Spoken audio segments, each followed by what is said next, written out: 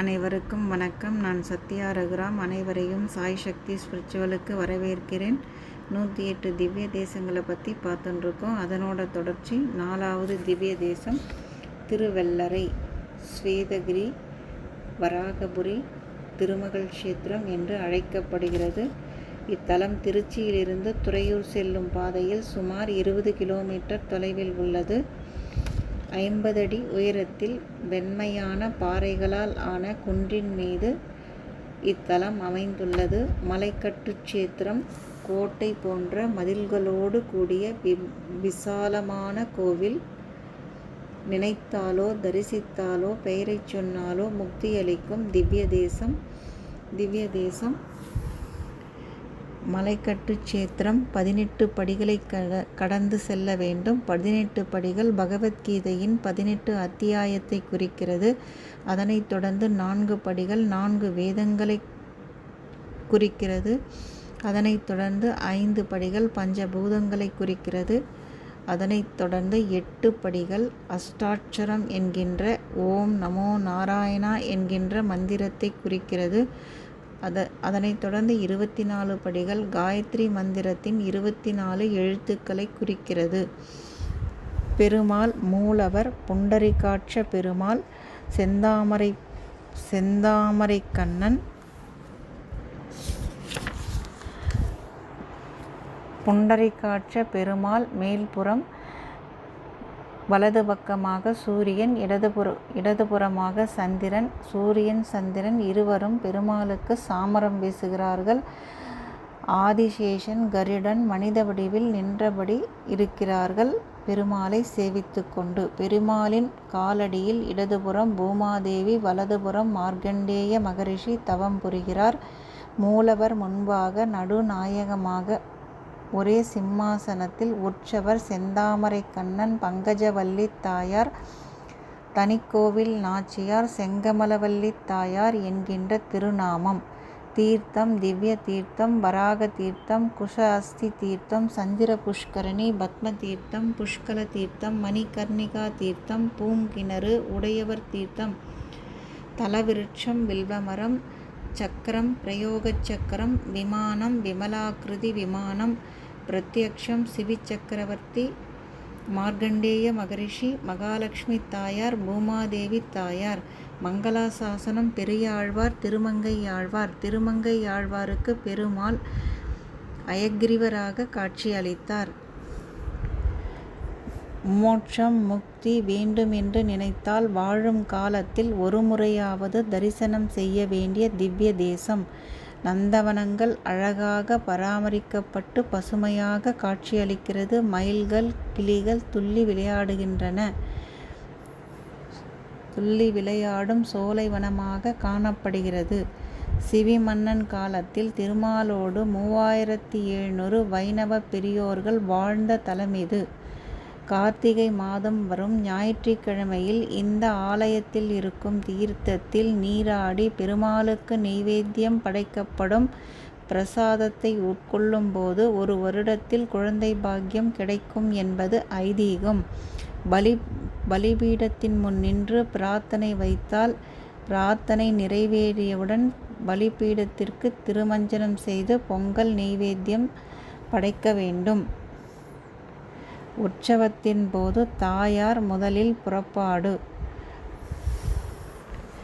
பெருமாள் இங்கு வந்து 4 சதுர்யுகம் ஆகிவிட்டது என்றும், சிவி சக்கரவர்த்தி, பூமாதேவி, மார்க்கண்டேய முனிவர் ஆகியோருக்கு பகவான் இங்கு நேரில் காட்சி கொடுத்துள்ளார். சிவி சக்கரவர்த்தி அரக்கர்களை அழிக்க வந்தபோது வெள்ளை பன்றி ஒன்று அவர் முன்பு போக்கு காட்டி சென்றது. அதனைத் தொடர்ந்து சென்றபோது அது ஒரு புத்தில் சென்று மறைந்தது. அதனை தேடிக்கொண்டு சென்றபொழுது அங்கே மார்க்கண்டேய மகரிஷி தவம் பண்ணி கொண்டிருப்பதை பார்த்தார். அவரிடம் சென்று கேட்டபோது பன்றியாக வந்தது பெருமாள்தான், புத்திற்கு திருமஞ்சனம் செய் என்று மார்க்கண்டேய மகரிஷி சிவி சக்கரவர்த்தியிடம் சொன்னார். சிவி சக்கரவர்த்தி பால் கொண்டு திருமஞ்சனம் செய்தபோது புத்து கரைந்து பெருமாள் சிவி சக்கரவர்த்திக்கும் மார்க்கண்டேய மகரிஷிக்கும் காட்சி அளித்தார். காட்சியளித்தார்.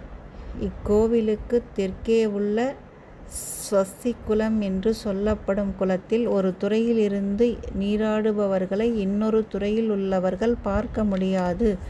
52 படிகள் உள்ளன. இக்குளத்தினை 4 மூலைக்கேணி மார்பிடுக்கு பெருங்கிணறு என்று அழைக்கப்படுகிறது. ஒரு தடவை பெருமாள் நள்ளிரவு நீண்ட நேரம் கழித்து இந்த ஆலயத்திற்கு திரும்பி வந்தாராம். அவரை வழிமறித்த செண்பகவல்லி தாயார் ஏன் இவ்வளவு நேரம் என்று கேட்டாராம். இதனால் அந்த வாசல் நாழிகேட்டான் வாசல் என்று அழைக்கப்படுகிறது.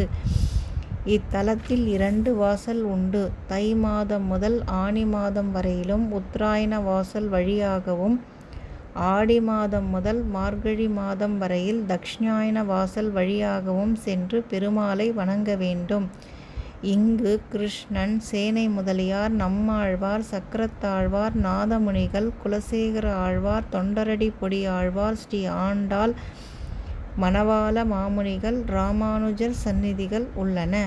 இத்தலத்தில் ஸ்ரீ நாதமுனிகளின் சீடரான உய்யக்கொண்டார் மற்றும் எங்கள் ஆழ்வான் ஆகியோர் அவதாரம் செய்த தலம்.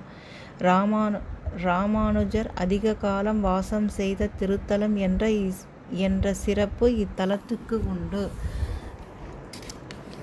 ராமானுஜர் இங்கு வந்தபோது தாயாருக்கு நெய்வேத்தியம் செய்த பிரசாதத்தை ராமானுஜருக்கு அளித்து பசி போக்கினாராம் எங்கள் ஆழ்வான். அதனால் இன்றும் தாயாருக்கு அமுது செய்யப்பட்ட பிரசாதமே ராமானுஜருக்கு படைக்கப்படுகிறது.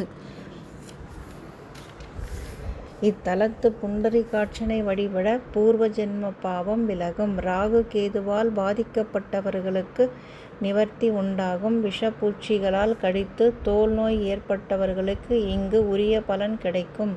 சிலருக்கு எப்பொழுதும் தொழில் போட்டி இருந்து கொண்டே இருக்கும். அவர்களுக்கு உரிய லாபம் வராது. இந்த நிலையில் உள்ள தொழிலதிபர்கள், வியாபாரிகள் ஒரு தடவை திருவெள்ளரை சென்று வந்தால் நிச்சயம் கைமேல் பலன் உண்டு.